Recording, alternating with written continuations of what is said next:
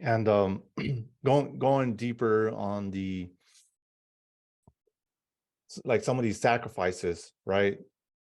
Uh, can you give me an example of like a setback that you've had, and how did you overcome that?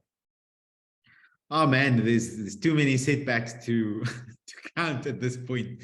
I Yeah. think that's one thing that, or probably the hardest part of entrepreneurship, is embracing uncertainty.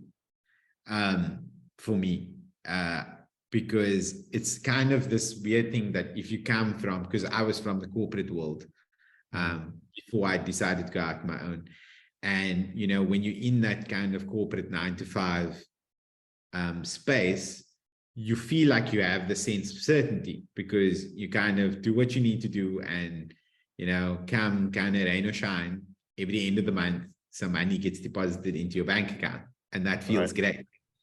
And I actually remember there was an instance, like I was going through a bad patch, um, and I needed some money, and I went to speak with one of my family members, and I was like, would you borrow me some cash, just to like get over this hurdle, and then I'll pay you back.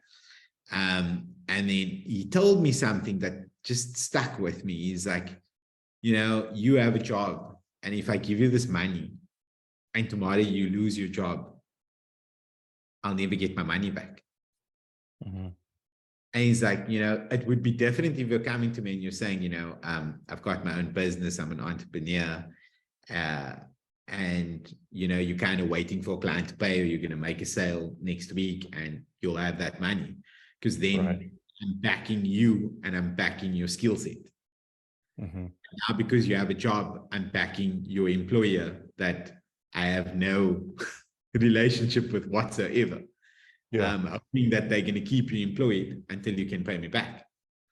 And then I realized that the certainty that I thought I had was no certainty at all.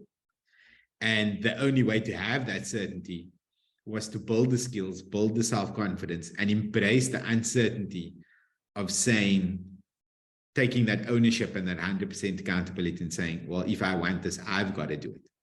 Mhm. I can't wait for someone to feed me. I've got to be self-sufficient.